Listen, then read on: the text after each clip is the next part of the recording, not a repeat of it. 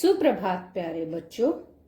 आज हम अपनी हिंदी की पाठ्य पुस्तक कोकिला के पाठ 3 हार की जीत, जो कि एक कहानी है, इसका अध्ययन करेंगे। यह कहानी बाबा भारती, उनके घोड़े सुल्तान और डाकू खड़ग सिंह से संबंधित है। इसमें बताया गया है कि साधारण मनुष्य तो क्या, जो साधु संत हैं वे भी किसी न किसी वस्तु से मोह जरूर रखते हैं, या ये कहें कि उन्हें भी अपनी प्रिय वस्तु से मोह हो ही जाता है, और ये मनुष्य का स्वभाव भी है। परंतु अपने विवेक और बुद्धि के बल पर ही इस मोह पर विजय प्राप्त करना ही सच्ची जीत है।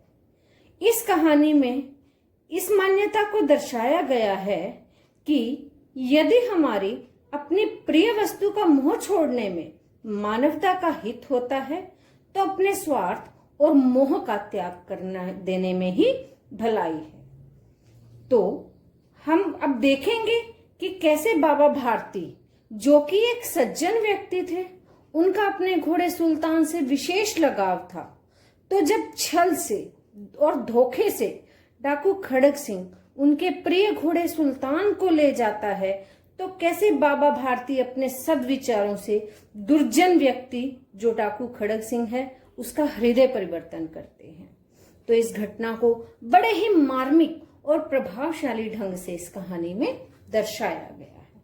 तो बच्चों, इस कहानी का सार मैं आपको बताऊंगी। किसी समय की बात है, बाबा भारती जो छोटे से मंदिर में रहते थे और भगवान का भजन करते थे, उन्होंने अपना रुपया, माल, असबाब होता है सामान, और जमीन सब कुछ छोड़ दिया था। लेकिन उन्होंने अपने पास एक बड़ा ही सुंदर घोड़ा, जिसका नाम उन्होंने सुल्तान रखा था, उसे अपने पास रखते थे। और उन्हें ऐसी भ्रांति हो गई थी, भ्रांति होता है भ्रम, उन्हें ऐसा भ्रम हो गया था कि मैं सुल्तान के बिना रह ही नहीं सकता। तो उस समय उस इलाके में खड़ग सिंह, जो उस इलाके का प्रसिद्ध डाकू था, उसका नाम सुनकर लोग कांपते थे। तो सुल्तान की कीर्ति जो है, कीर्ति होता है ख्याति, प्रसिद्धि, उसके कानों तक भी पहुंचती है। और वो उसे देखने के लिए बड़ा अधीर यानी बेचैन, व्याकुल हो उठता है। तो एक दोपहर वो बाबा भारती जी के पास पहुंचता है और उन्हें नमस्कार करके उनके सामने बैठ जाता है। तो बाबा भारती जी पूछते हैं, और खड़ग सिंह क्या हाल है? खड़ग सिंह सिर झुकाकर उत्तर देता है, आपकी दया है। तो बाबा भारती जी पूछते हैं कि आज इधर कैसे आए? वो कहते हैं, मैं तो सुल्तान की जो है बड़ी ख्याति सुनी थी, बड़ी प्रसिद्धि सुनी थी कि उसकी चाल ढाल रंग बहुत ही अच्छा है, मैं तो उसको देखने की इच्छा से आपके पास चला आया।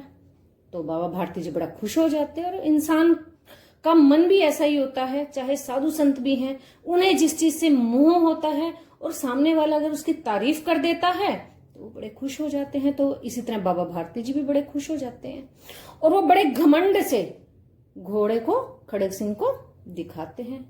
खड़ग सिंह आश्चर्यचकित हो जाता है, हैरान रह जाता है उस घोड़े की सुंदरता को देखकर, क्योंकि उसने सहस्त्रों यानी कि हजारों घोड़े देखे थे, परंतु ऐसा बांका घोड़ा उसने कभी आज तक नहीं देखा। तो वो कहता है कि ये भी किस्मत की बात है, सोचता है वो। लेकिन वो मन ही मन सोचता है कि ऐसा घोड़ा तो मेरे पास होना चाहिए, साधु संत को ऐसी चीजों से क्या लाभ। कुछ देर तक वो हैरानी से चुपचाप खड़ा रहता है और उसका जो है हृदय बड़ा बेचैन हो उठता है, उसके दिल में हलचल मच जाती है। और वो बाबा जी को कहता है कि बाबा जी, अगर इसकी चाल ना देखी तो क्या देखा। आखिरकार बाबा जी भी मनुष्य थे। तो वो बड़ा खुश हो जाते हैं और वो घोड़े को खोलकर बाहर ले जाते हैं और उसकी चाल खड़ग सिंह को दिखाने के लिए घोड़े पर बैठ जाते हैं। और घोड़ा क्या करता है, वायु वेग यानी कि बहुत तेजी से ऐसे दौड़ता है मानो वो हवा में उड़ रहा हो। तो उसकी चाल देखकर खड़ग सिंह हैरान रह जाता है। वो डाकू था और जो चीज उसको पसंद आ जाती थी उस पर तो वो अपना अधिकार समझ लेता था। तो वो कहता है जाते जाते, बाबा जी, घोड़ा तो मैं आपके पास न रहने दूंगा, ये सुनकर बाबा भारती जी डर जाते हैं। उन्हें हर पल ये भय लगा रहता था कि अब आया डाकू और अब उनके घोड़े को लेकर गया। रात की उनकी नींद उड़ गई थी।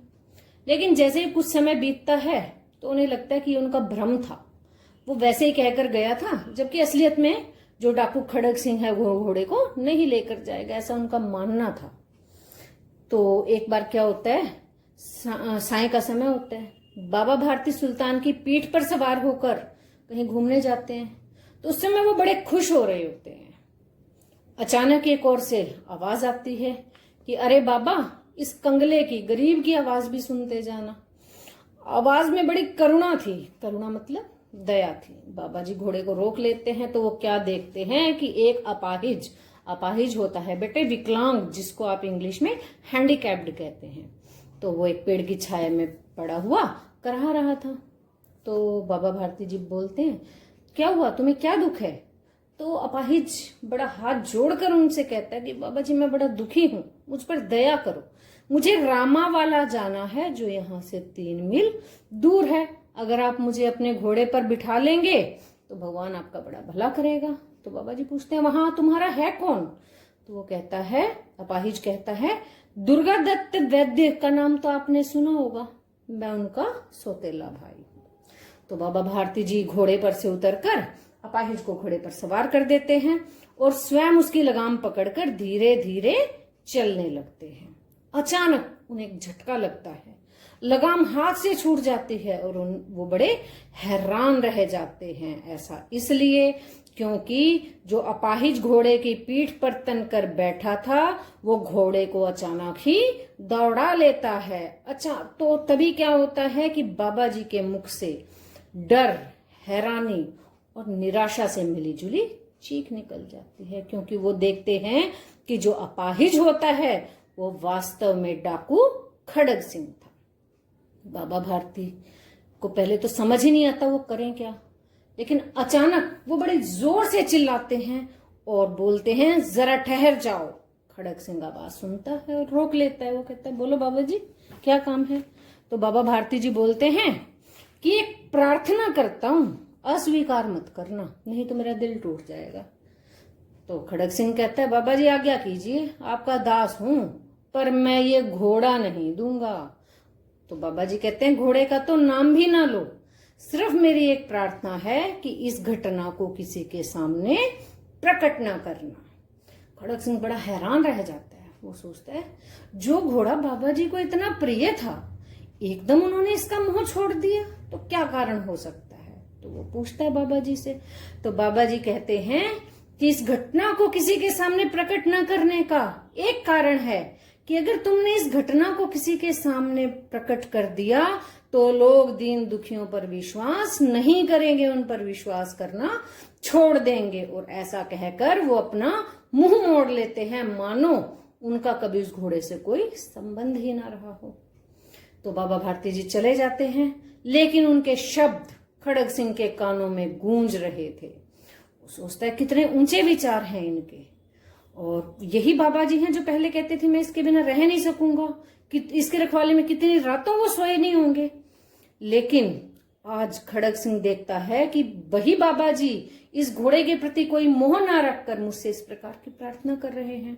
वो बड़ा बेचैन हो जाता है, और इसी बेचैनी में वो उसी रात को अंधेरे में बाबा भारती जी के मंदिर में पहुंचता है। वहां क्या देखता है, चारों ओर सन्नाटा था। जो फाटक सदा बंद रहता था, जिसके द्वार बंद रहते थे घोड़े की रखवाली के लिए, वो फाटक भी आज खुला था। तो उसे बड़ा आश्चर्य होता है और उसकी आंखों से आंसू बह निकलते हैं, और ये आंसू नेकी के आंसू होते हैं, भलाई के आंसू होते हैं। तो रात्रि का तीसरा पहर बीत चुका था। चौथा पहर शुरू होते ही बाबा जी अपनी कुटिया से बाहर आते हैं, ठंडे पानी से स्नान करते हैं। अचानक वो क्या देखते हैं, जैसे कोई वो स्वप्न देख रहे हो, कोई सपने में चल रहा हो। अपने अस्तबल की ओर जाते हैं। अस्तबल होता है बेटे जहां पर घोड़े रखे जाते हैं, घोड़ों को रखने का स्थान। जैसे ही वो फाटक पर पहुंचते हैं तो उन्हें लगता है कि मानो सपना देखा, उन्हें कोई भूल हुई है, क्योंकि वो देखते हैं कि जो है उनका घोड़ा सुल्तान वो बंधा हुआ होता है, और घोड़ा भी अपने स्वामी के पैरों की चाप को पहचान लेता है और जोर से ही नहीं नापता है। बाबा भारती जी उसे इस प्रकार गले मिलते हैं, इस प्रकार लिपट कर रोने लगते हैं मानो कोई पिता बहुत दिन से अपने बिछड़े हुए पुत्र से मिल रहा हो। बार बार उसकी पीठ पर हाथ फेरते और उसके मुंह पर थपकियां देते। फिर वो संतोष से कहते हैं कि अब कोई दीन दुखियों की सहायता से मुंह ना मोड़ेगा, यानी कि अब लोग दीन दुखियों पर विश्वास करना शुरू कर देंगे, विश्वास करेंगे और उनकी सहायता अवश्य करेंगे। थोड़ी देर बाद वो अस्तबल से बाहर निकलते हैं तो उनकी आंखों से आंसू बह रहे होते हैं और ये आंसू उसी जगह पर गिरते हैं जहां पर पिछली रात खड़ग सिंह रोया था और दोनों के आंसुओं का उसी भूमि की मिट्टी पर आपस में मिलाप हो गया। तो बच्चों, इस कहानी से हमें शिक्षा मिलती है कि नेकी और सदाचार से बुरे व्यक्ति का भी हृदय परिवर्तन हो जाता है। तो बच्चों, आप इस कहानी को अच्छे से पढ़ेंगे और उसके बाद जो अंत में शब्दार्थ दिए गए हैं उन शब्दार्थ को अच्छे से पढ़ेंगे, उनके अर्थ को देखेंगे, क्योंकि शब्दार्थ जब तक आप नहीं पढ़ेंगे आपको शब्दों के अर्थ नहीं पता होंगे, आपके लिए कहानी को समझना मुश्किल हो जाएगा। धन्यवाद।